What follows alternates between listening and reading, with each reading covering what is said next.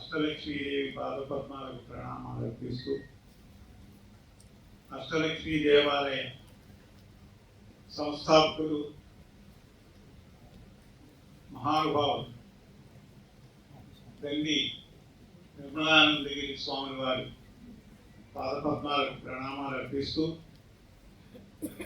వేదికస్థ మహాత్ములందరికీ కూడా సాదర ప్రణామాలు తెలుసుకుంటూ స్వామివారి యొక్క అంతర్ధానం అయిపోయి సంవత్సర కాలం జరిగిపోయింది. ఇప్పుడే అనుకున్నాం, ఇప్పుడే జరిగింది అంటే వెంటనే సంవత్సర కాలం అయిపోయింది. ఆయన దేహాన్ని విడిచిపెట్టారు. లాస్ట్కి వచ్చేటప్పటికీ శాస్త్రం ఏదైతే సంబోధించిందో బోధించిందో దానిని అనుసరించుకుంటూ వెళ్ళారు వారు. భగవద్గీతలో భగవంతుని యొక్క భక్తుడి యొక్క లక్షణాలు చెబుతూ సంతుష్ట సతతం యోగి అంటే మానవ జీవితానికి ధ్యేయం ఏమిటి అంటే తృప్తి లేకపోయినట్లయితే వారు ఎన్ని వేషాలు వేసినా దానికి ప్రయోజనం ఉండదు.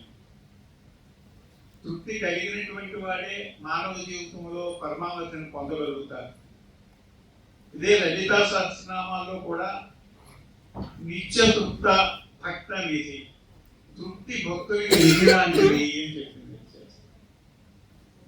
ఆ తృప్తి కలిగిన వాళ్ళు జీవితంలో ఎప్పుడూ కూడా పూజనీయులే. అట్లాంటి గోవకు చెందినటువంటి మా అనుభవాలు మా తండ్రి నిర్మలానందగిరి స్వామి వారు. ఇచ్చేదంటే ఒక ఆయన ఒక పెద్ద స్థలం ఉందండి ఆయన ఊరి మధ్యలో స్థలం ఉంటే ఆయన ఒక బోర్డు పెట్టారు, ఈ స్థలము తృప్తి కలిగినటువంటి వారికి ఇవ్వకూడదు అని ఒక బోర్డు పెట్టారండి. ఒక ఆయన రోజు అటు వాకింగ్ చేస్తూ ఉన్నారు, రోజు వాకింగ్ పెడుతూ ఉన్నారు. ఆయనకి చాలా ఆస్తి ఉంది. ఆయనకి ఒక మంచి స్థలం కావాల్సి వచ్చింది. ఒక పెద్ద ఫ్యాక్టరీ పెట్టాలి అనుకున్నారండి ఆయన. ఆ ఫ్యాక్టరీ పెట్టాలి అనుకునేటప్పటికి ఈ స్థలం చూసేటప్పటికి ఆయనకి నేను పెట్టే ఫ్యాక్టరీకి ఈ స్థలం చాలా బాగుంటుంది, ఎట్లాగైనా కొనాలి, ఎంతైనా కొనాలి అని అనుకున్నారు. ఆ అడ్రస్ అంతా సేకరించారు, వారింటికి వెళ్ళారు. అయ్యా మీరు అక్కడ అమ్ముతానని బోర్డు పెట్టారు కాబట్టి ఆ స్థలం నాకు కావాలి, మీకు బ్లాంక్ చెక్ ఇచ్చేస్తాను, ఇష్టం మీరు ఎంత వేసుకున్నా పర్వాలేదు అని చెక్ తీసి ఇవ్వబోతుంటే యజమాని అన్నారు, అయ్యా అక్కడ బోర్డు పెట్టారు చూసారా అని. అంటే ఏమండి అన్నారు. ఏం లేదు, బోర్డు పెట్టాను చూసారా అన్నారు. చూశానండి. ఏముంది అన్నారు. తృప్తి కలిగినటువంటి వాడికి ఇవ్వకూడదు. తృప్తి కలిగిన వాడికి ఇవ్వవలసింది ఏముందండి? భోజనం ఫుల్గా వడ్డించేశారు, అన్ని రకాలు. పెరిగన్నానికి వచ్చేసాం, తినేసాం. ఇంకేదో మొసలు పదార్థాలు తీసుకొస్తే ఇంకెక్కడ తినగలుగుతాం? ఎసరివే మంచి రుచిమైనటువంటి పదార్థాలు. ఇంకొంచెం తినేసాం, ఇంకా అదే లేదు. ఇంక వద్దని నమస్కారం పెడతాం. అట్లా జగత్తులో తృప్తిని చెందినటువంటి వాడికి అక్కర్లేదు అనేటటువంటిది ఆ బోర్డు అండి. సంతుష్ట సతతం యోగి యథాత్మా దృఢ నిశ్చయ మయ్యర్పిత మనోబుద్ధి యోమద్భక్తస్య మే ప్రియ. ఎందుకంటే గొప్ప శ్లోకం లేదండి. ఆ బోర్డు పెట్టారు. ఆ బోర్డు అయిన తర్వాత వచ్చి, అయ్యా తృప్తి కలిగినటువంటి వాడికి ఇవ్వకూడదు అని ఉంది అని చెప్పారు. మరి అయితే ఎందుకు వచ్చారు అన్నాడు. అంటే ఆ తృప్తి అనేది నాకు తెలియలేదండి, అందుకు వచ్చాను, లేకపోతే రాకపోతును, తృప్తి అనేది తెలియక వచ్చాను. అట్లాగా మన స్వాముల వారు దేహాన్ని విడిచిపెట్టేటప్పటికి ఏడుస్తూ పుట్టాం మనం, ఏడుస్తూనే పోతామండి జనజీవనంలో. తల్లిని ఏడిపిస్తూ ఉన్నాం, మనం ఏడుస్తూ ఉన్నాం. అట్లాగే బ్రతికినంత కాలం ఎంతమంది మనం సంతోషం పెట్టామో మనకు తెలియదు. కానీ దేహాన్ని విడిచిపెట్టేటప్పుడు కూడా తాను బాధపడుతూ ఇతరులను బాధ పెడుతూ దేహాన్ని విడిచిపెట్టేస్తూ ఉన్నారు. కానీ శాస్త్రం చెప్తున్నది, బాధపడుతూ వెళ్ళకూడదు అని. అందుచేత అనాయాసైన మరణం, అంత్యకాల స్మరణం ఇవి ఉండాలి, అనాయాసంగా వెళ్ళిపోవాలి. కాబట్టి ఈ మధ్యలో నేను చూశాను, మా కృష్ణానందగిరి స్వాములు వారు, కృష్ణానంద పురి స్వాములు వారు పెనుగొండలో ఉండేవారు. మహానుభావులు, తృప్తిగా ఉండేవారు. ఆయన తృప్తిగా తినేవారు, ఇతరులకు తృప్తిగా పెట్టేవారు. కాబట్టి ఆయన మరణం కూడా అంత తృప్తిగానే అయిపోయింది.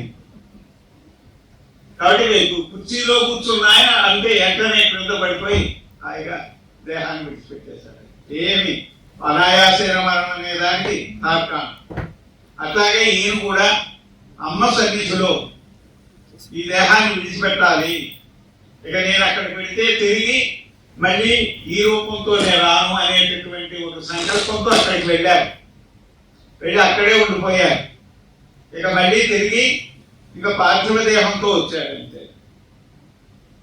అంతేగాని ఇక మామూలు శరీరంతో మాత్రం వారు రాలేకపోయారు. అది జరిగి మనకి సంవత్సర కాలం అయిపోయింది. ఇదిగో జరిగింది, అదిగో జరిగింది, ఇదో నెల అదో నెల అనుకున్నాము, 12 నెలలు గడిచిపోయాయి. కానీ గొప్ప అదే ఏమిటి, స్థలాభోగం శిలాభోగం అంటారండి. ఏ స్థలానికి ఏ భోగం ఉందో, కాబట్టి ఏ శిలకి ఏ భోగం ఉందో, కాబట్టి ఆ శిలకి వెంకటేశ్వర స్వామి అయినటువంటి ఆ శిలకి సాలగ్రామ శిలకి అంత భోగం ఉందండి. జగత్తులో అంటే ఒక రాజు కూడా పొందలేనటువంటి గొప్పదైనటువంటి వైభవం పొందుతూ ఉన్నది. ఎన్ని వజ్రాలు వైడూర్యాలు కెంపులు. కాబట్టి నిత్య కళ్యాణం పచ్చ తోరణం, అంత వైభవం జరుగుతుంది.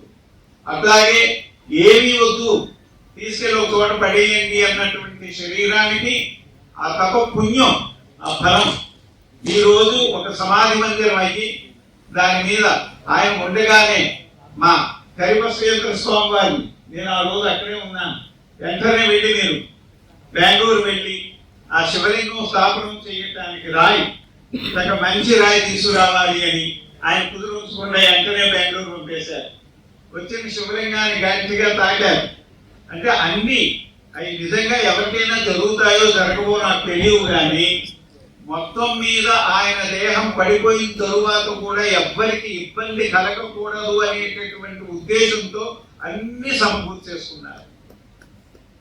ఆఖరికి ఆయన ప్రాణ ప్రయాణం కూడా అంత ఈజీగా తెల్లవారు బ్రాహ్మీ ముహూర్తంలో ఆ గురువులు దేహాన్ని విడిచిపెట్టినప్పుడు, లేకపోతే దేహం విడిచిపెట్టిన రోజేనమ్మా, ఆ గురువు గారి దేహం విడిచిపెట్టిన రోజునే వారు కూడా దేహాన్ని విడిచిపెట్టేశారు. విడిచిపెట్టిన వెంటనే మళ్ళీ అమ్మ సన్నిధిలో నామంతోనే జరపాలి అని మళ్ళీ కూర్చొని పెట్టి వారందరూ కూడా ఆశ్రమవాసులు అందరూ కూర్చొని భజన చేసి మరి ఏమీ తక్కువ చేయలేదు. వారు ఒక మాట కోరారట, నాకు బంతి పువ్వు అనేటటువంటిది వెయ్యొద్దు, అన్ని గులాబీ పువ్వులే వెయ్యండి అని చెప్పేశారు. ఆ విధంగానే మా సుబ్రహ్మణ్యం గారు ఏమీ లోటు లేకుండా అమ్మ ఆధ్వర్యంలో వారి యొక్క సారథ్యంలో చక్కగా జరిగిందండి. ఆ కార్యక్రమం అంతా కూడా ఒక వినోదంగా జరిగింది, వినోదంగా జరిగింది. ఆయన అర్చన కూడా అమ్మవారికి జరిగినంత అర్చన జరిగిందండి. కాబట్టి పుణ్యధనులైనటువంటి మహానుభావులు దేహం విడిచిపెడితే వారు మళ్ళీ అది అంటే మైలపడినటువంటి దేహం అవ్వదండి, అది విగ్రహమే అవుతుంది, మళ్ళీ పూర్తి పెంచిన దేవుడే అవుతాడు. అందుచేతే ఆ దేహం ప్రతి అణువు కూడా మంత్రపూతమైంది కాబట్టి అది పుణ్యదేహం అయిపోయింది, మంత్రపూతమైంది. ప్రతి అణువు కూడా వాళ్ళు గురువు దగ్గర నుండి సంక్రమించినటువంటి మంత్రాన్ని, ఆ ఓంకారాన్ని ప్రతి నిమిషం ప్రతి క్షణం కూడా ఓంకార జపం చేసుకుంటూ ఉన్నారు. కాబట్టి ప్రతి అణువు కూడా మంత్రపూతం అయిపోయింది. కాబట్టి అది దివ్యమే, అది భవ్యమే, అది మంగళకరమే, అది ఆనందదాయకమే. కాబట్టి అట్లాంటి దివ్యమైనటువంటి మంగళకరమైనటువంటి ఆనందదాయకమైనటువంటి ఆ భౌతికమైనటువంటి దేహాన్ని సమాధి చేసిన చోట్లు ఆయన శివస్వరూపుడు అయ్యాడు. అనంతం అంటే శివమే కదండి, అనంతం అని ఎప్పుడైతే అన్నామో శివమే. కాబట్టి అట్లాంటి శివస్వరూపుడు అయిపోయాడు ఆయన. ఆ శివస్వరూపానికి రేపు ఉదయం మళ్ళీ మీ అందరి యొక్క అమృత హస్తాలు తాకించి అక్కడ ఆ శివుణ్ణి ప్రతిష్ఠ చేయటం జరుగుతుంది. అంతవరకు మనం ఆయన దేహాన్ని విడిచిపెట్టినటువంటి సంవత్సర కాలం అయ్యింది కాబట్టి సంస్మరణ దినంగా మనం ఆ రోజు కూర్చొని ఏమీ చెప్పుకోలేకపోయాం కాబట్టి ఈ రోజు ఆయన మళ్ళీ 2 సమయాలు ఇచ్చారు, ఉదయము సాయంకాలం 2 సార్లు భగవంతుని యొక్క స్మరణ చేయండి అనేటటువంటి ఒక అవకాశాన్ని మనకు కల్పించారు.